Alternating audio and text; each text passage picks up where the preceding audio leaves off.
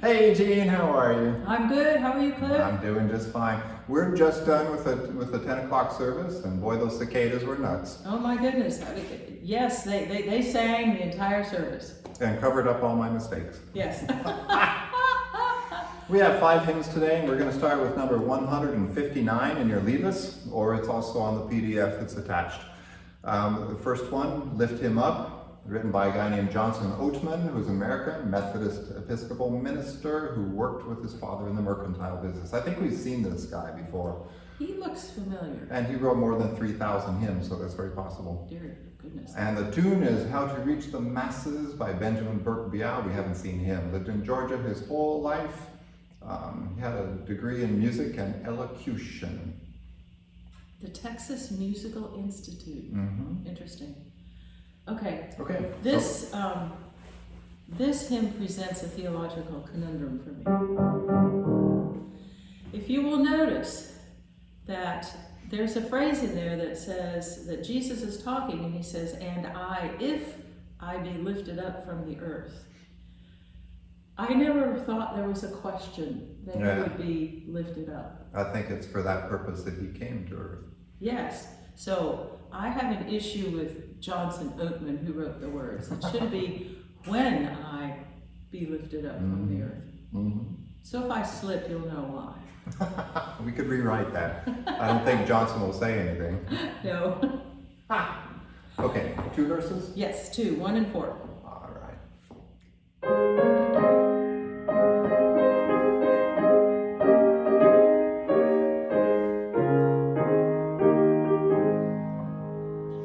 How to reach the masses, those of every birth, for an answer Jesus giveth thee. And I, if I be lifted up from the earth, will draw folk unto me. Lift him up, still he speaks from eternity. And I, if I be lifted up from the earth, will draw folk unto me. Lift him up by living as a Christian ought. Let the world in you our Savior see. And all with heaven follow him who once taught, will draw folk unto me. Lift him up, still he speaks from eternity. And I, when I be lifted up from the earth, will draw folk unto me. And I see you replaced men with folk, which Yes, is... they said that could be done. Yeah, thank you for doing that. Okay.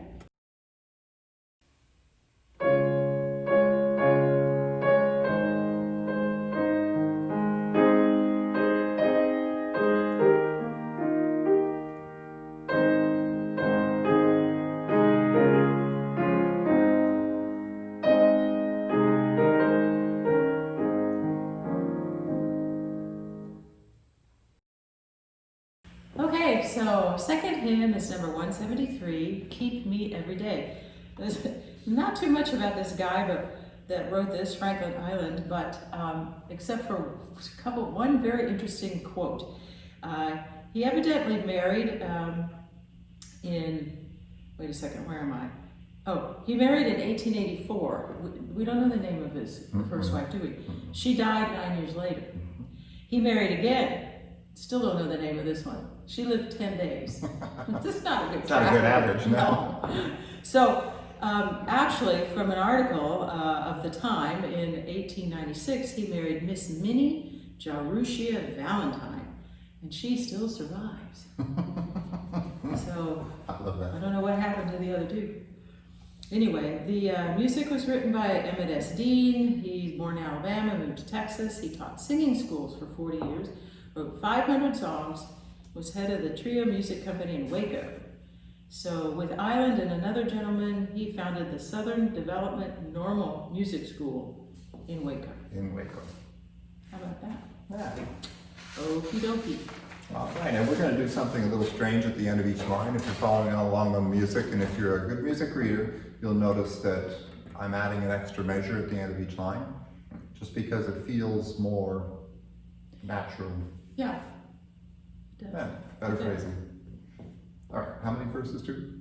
2, 1 and 3.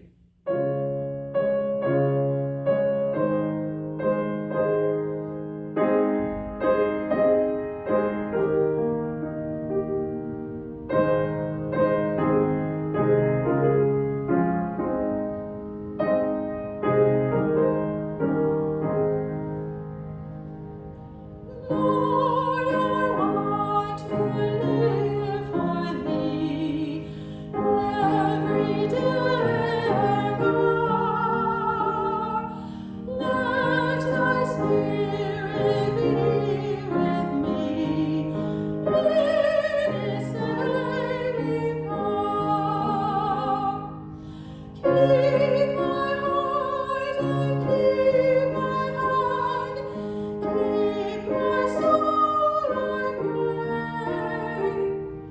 Keep my tongue to speak thy praise, keep me all the way. Leave me not to walk alone, lest I droop and die. Let thy spirit go with me, and attend my cry. Keep my heart and keep my hand, keep my soul, I pray. Keep my tongue to speak thy praise, keep me all the way.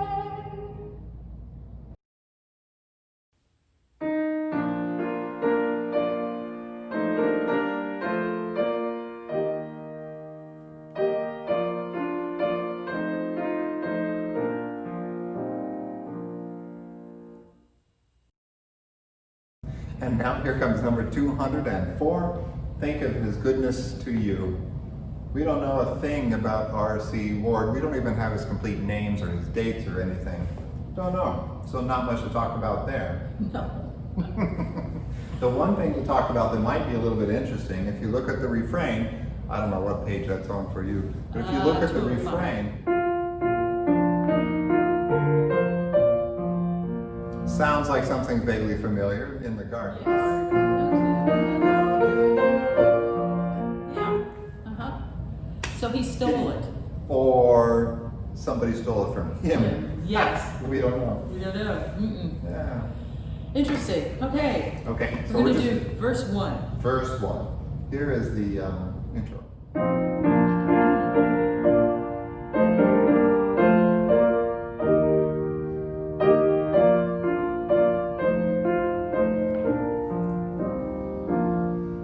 When waves of affliction sweep over the soul, and the sunlight is hidden from view, if ever you're tempted to fret or complain,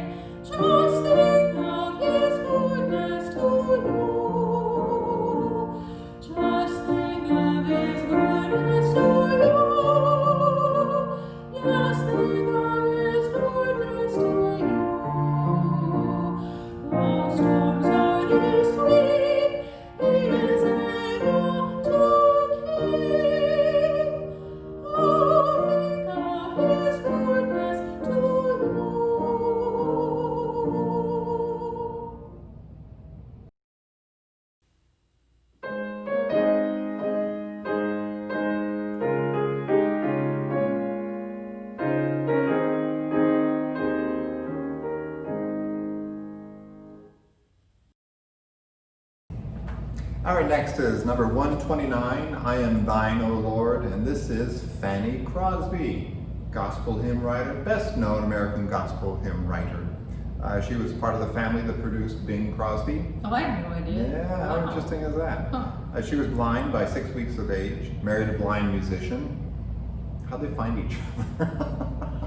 Well, I don't know. That's probably not. They didn't have internet in those days. I know.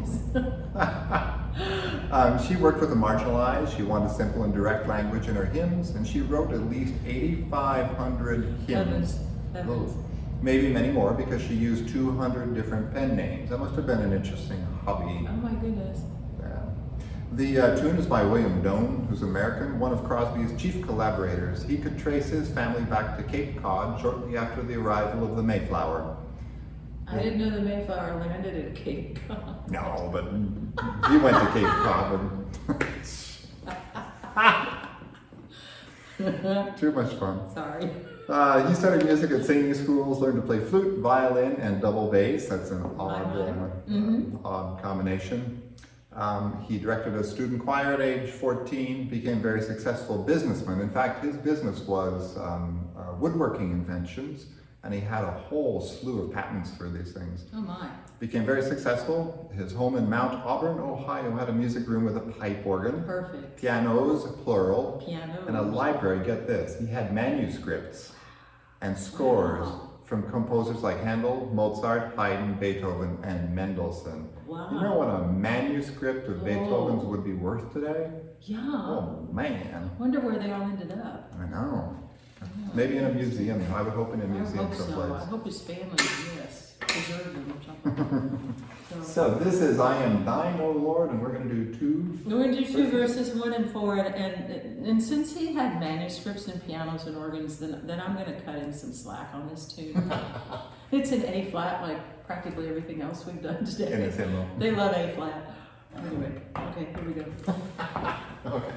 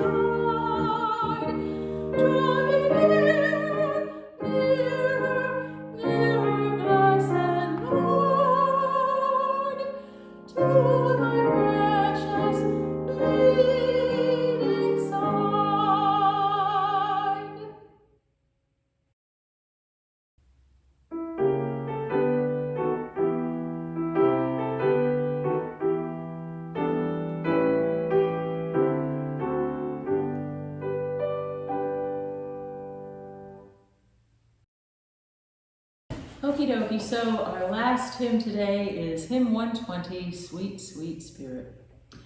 And this was written by Doris Akers, who's an American, born 1922, died 1995, so 20th century.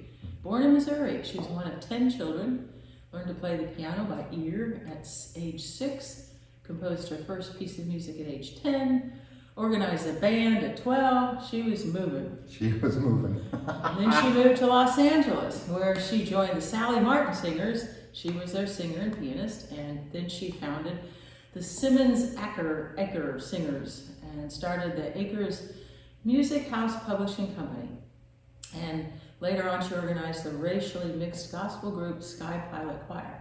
So, I like the name Sky Pilot. yeah. There was a that's pretty preacher cool. I knew once whose parents were really upset that when he went to become a minister, said, "You're just a sky pilot." Oh gosh, really? Yeah. So, Cliff just pointed something out really interesting, and I have to agree with you. I always agree with you, you're the expert. A lot of times people take this at a mighty clip, but when you slow it down, it has that a much more reverent gospel feeling to it. So we're going to take it a little slower than people are used A to. bit relaxed. And one verse. One verse.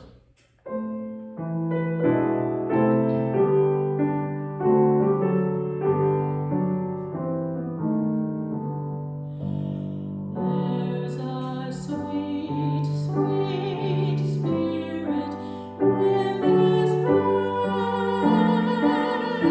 and I know it's the Spirit of the Lord. Their sweet expressions on each face, and I know they feel the presence of the Lord. Sweet Holy Spirit, sweet heavenly dove, stay right here with us, filling us with your love. And for these blessings, we lift our hearts in praise. Without a doubt, we'll know that we have been revived when we shall leave this place. Well, Jean, this is number 14. Wow, it certainly is, isn't it? And it's been a crazy week, and cicadas are still going nuts out there. Hope you're all safe and doing well. Cicada chorus. We're gonna take next week off because Cliff is taking a very well-deserved earned vacation. So there will be no Song Lovers a week from tomorrow, A week from tomorrow. but Right? we will be back. We'll be back in full force. Okay.